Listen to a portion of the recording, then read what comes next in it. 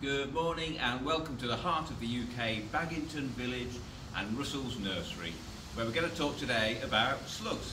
We've been asked a lot about them this year because, as you can probably hear now, it's raining. It's rained a lot and there are a lot of slugs, a lot of snails.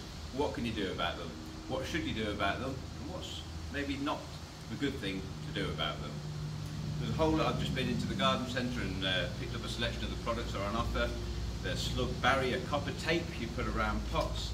There are slug traps that you put a bit of beer in. Apparently they prefer bitter or stout that they fall into. There are slug pellets, of course. They are ferric phosphate these days. They don't, they're not a poison as such to other wildlife like the old metaldehyde pellets. They look very similar. Open the lid. They're a completely different formula to the old slug pellets that were very, very dangerous and have thankfully been banned. There is still a killer for the slugs. There are sprays, slug defense plant spray that you put on, stops them chewing on the plant. There are blankets to protect the plants. You put them on the ground, poke holes in and let the plants grow through, and the slugs don't like to crawl over it. And then what I'm going to demonstrate to you is the Slug Gone Vitax wool pellets, which we have found to be very, very effective and environmentally friendly. And I'll explain why. You'll sometimes hear things like, you know, I use eggshells to mine, and this is one of our chicken's eggs. It's empty, Billy, yeah? Nothing in there. So you have to crack the egg. This is a very hard egg. Is this hard boiled?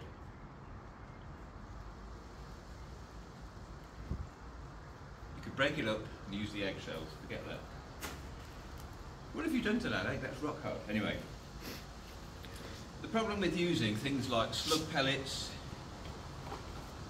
slug traps, and you'll hear about nematodes as well. Often, you know, these are called organic on here, suitable for organic gardening. But these sort of things and the nematodes, they kill the slugs, they kill the snails, and they don't differentiate.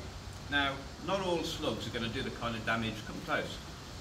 This is snail damage or slug damage. You can see typical raggedy edges of the holes, often in the middle. Oh, and you can see the slime trails. You can even see the mess that's left. This is off a snail. On there, and they've just walked up, had a munch, and they've spoiled the look of the plant. And that's a shame. You know, beautiful plants, you grow these for the foliage. If the foliage is full of holes, that's not very nice. We want to prevent that, but ideally without killing the slugs. The slugs are important prey animals for things like hedgehogs and also a lot of other things that live in your gardens, maybe slowworms, frogs that will eat the slugs, and all sorts of other little animals. And also some slugs eat other slugs. So if we're using the killing things on those, we're fighting against ourselves. By reducing the number of the slugs, we'll reduce the number of slug predators, which will in turn eventually increase the number of slugs. So there are better ways than killing things. We're very good at that, aren't we, as people?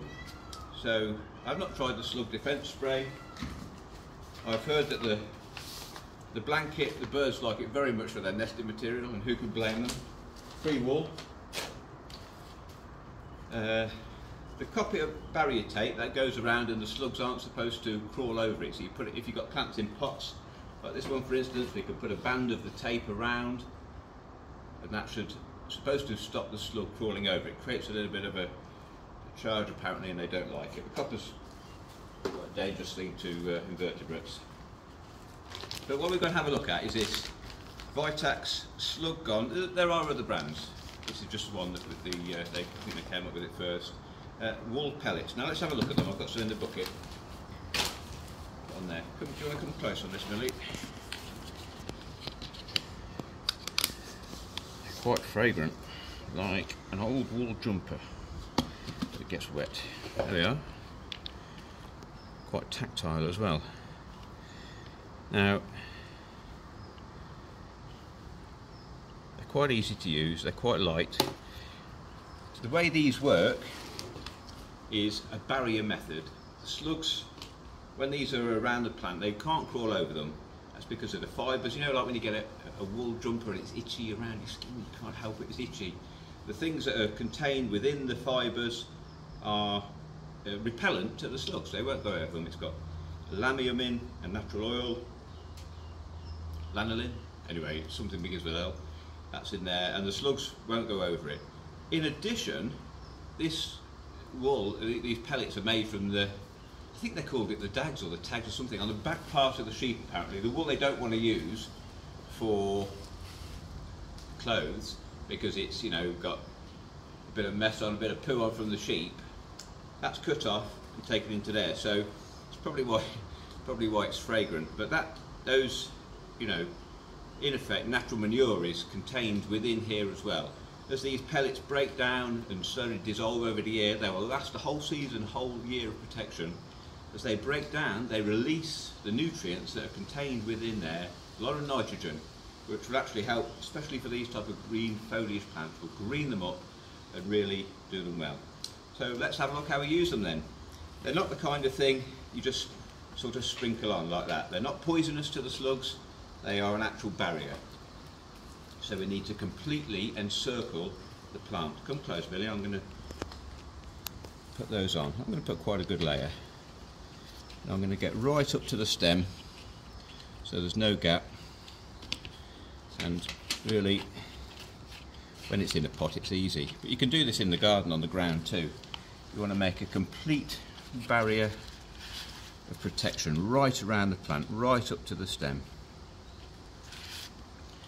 And what I'm going to do is just make the whole pot so they can't even get close. Look at that.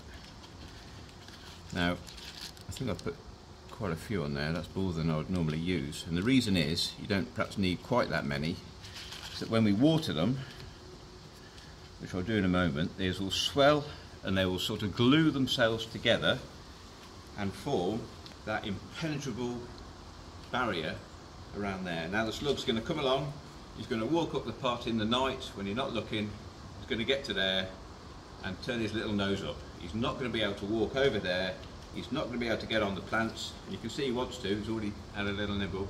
He's not going to be able to, so he's going to have to go somewhere else and enjoy something much different to your prized hostas, your lettuce, your beans. They go for a lot of plants. And this Vitax slug wool, hopefully that's useful to you to see, is very, very effective. We've found it 100% effective when we've used it on plants like hostas, things that they're almost irresistible to slugs. But this product has worked very well for us. I hope that's useful to you. For more tips and tricks, if you subscribe to the channel, we put them up every now and again when we're not too busy. We've got videos on how to make these hanging baskets, and soon we're going to show you a time lapse of one of these baskets day by day as we took a picture through the summer. That's really exciting. But that's coming up. We look forward to seeing you on the next one. Thanks for watching.